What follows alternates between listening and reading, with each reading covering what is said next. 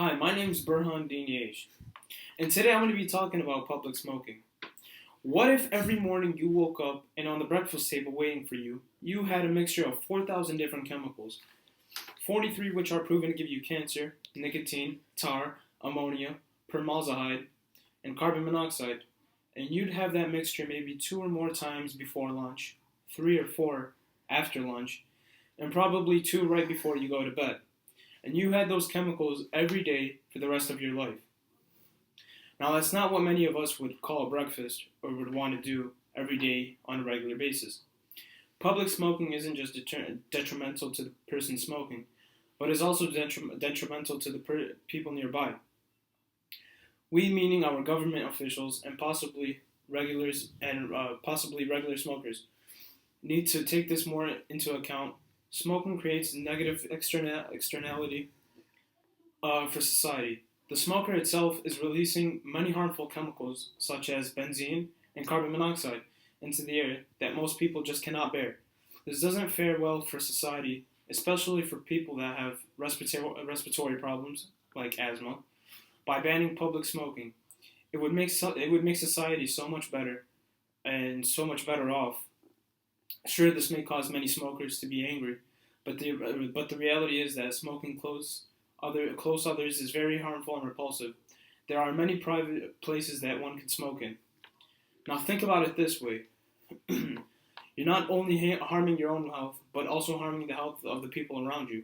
Whether you smoke in a bar, restaurant, at home with your loved ones, or even on the streets. Cigarettes are very unappealing. Do you like the smell of an old used ashtray? I personally don't, and most other people don't either. Well, how would you like it? Well, how would you like for smoking areas to smell like that, and wouldn't be able to do anything about it? You know how some smokers' teeth are yellow. This one results of the tar staining to their teeth. All white items in your smoking area could turn yellow as a result in the tar you exhale, along with many other chemicals.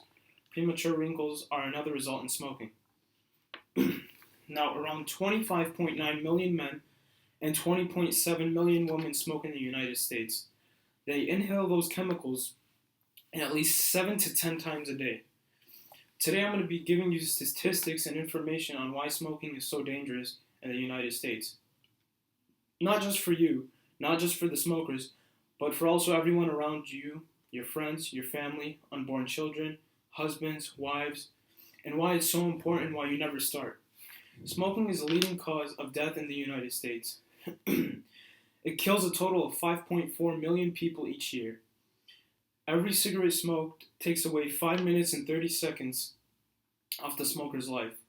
So if you smoked an average of 10 cigarettes a day, you're pretty much cutting your life short 55 minutes daily. Smoking is responsible for many health risks that you wouldn't think that are involved in smoking. Smoking can cause heart disease, heart attacks, strokes, diabetes, premature birth, low birth rates in children, emphysema, and lung cancer. You can also die from not smoking. The smoker isn't the only one at risk. Even if you're not a direct smoker, you can face most of the same problems as a direct smoker. Nearly half of all non-smoking Americans are exposed to secondhand smoking, and secondhand smoke is the smoke breathed in by the non-smoker when a smoker lights up a cigarette. Secondhand smoke is the results caused by 70,000 heart disease deaths occur each year because of secondhand smoke. Also, 3,400 lung cancer patients die each year because of their inhalation of secondhand smoke. Now, smoking isn't just deadly, it's expensive.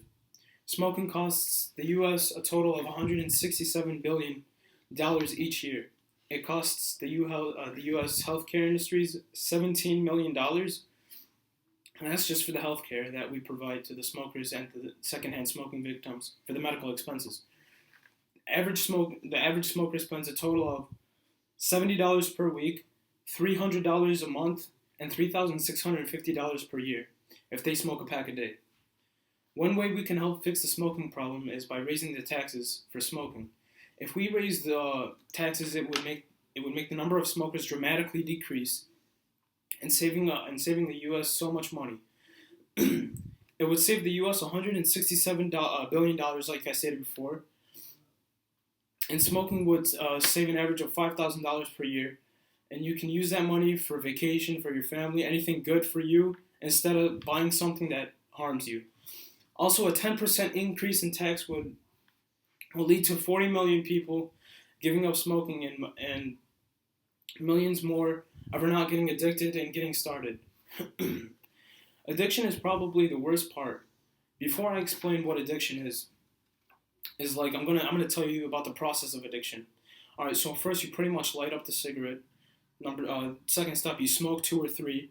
Third, that your dizziness and the nicotine is traveling throughout your body. The nicotine takes effect, and you want another and another and another one, and so on. You're now addicted. Now for what it's like, every time you get angry or sad, you want a cigarette. If you've had a stressful day, you want one after a day, after a long day at work to calm your nerves. If you have no way of getting them, you'll steal them. You'll get other people to steal them for you.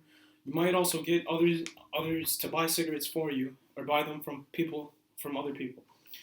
Now, Americans have come to smoking. Like many people smoke nowadays as being cool.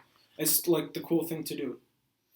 It's what we see our friends doing. It's what we see movie stars doing on the set. Some of us even see our family members doing it. It's portrayed as the no big deal. But we don't see it. It's pretty much the hard truth. We don't see the cancer, the emphysema, the rotting teeth, the gums. We don't see the heart attacks, the strokes. We don't see that.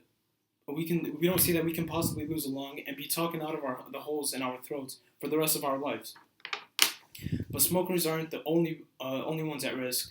When you light up a cigarette, you're putting yourself and everyone around you in the same danger you're putting yourself in. Now, many people start from peer pressure to, like I said, to be cool.